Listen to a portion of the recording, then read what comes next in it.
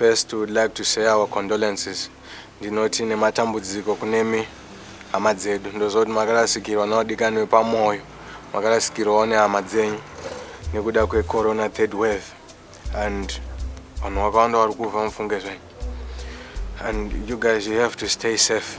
Ndo pamwe pacho ndopaunoona kuti upenyu hwakakosha zveshuwa ukaona kwese kwaunoenda iwobva wafunga kuti pamwe wakangwara unobatwa necorona. You guys you have to stay safe.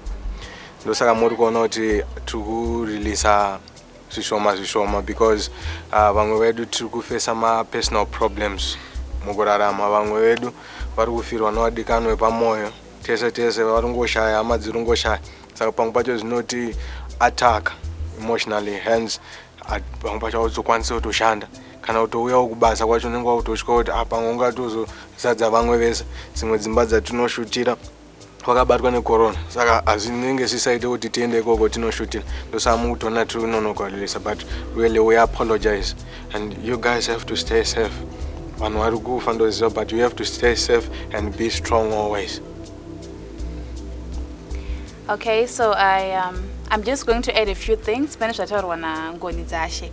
So pa movie yedu yeZviri Mudzimba tichamboti mere kukupai ma-episodes in time zvatamboita kudhara because kuti tirambe tichikupai this covid iriko hazvisi kunyatsoti ichira zvakanaka.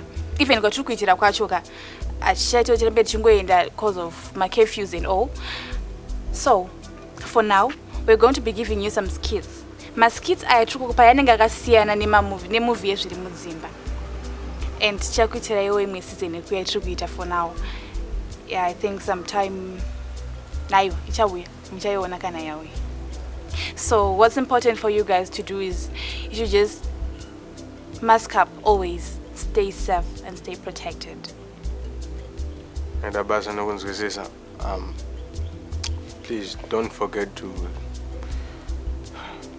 like, comment, subscribe and share. Please stay safe. Yes. We don't want to lose even one person. We're a big family, but we don't want to lose even one person. So just stay safe, okay? Thank you. Please bear with us. Thank you so much.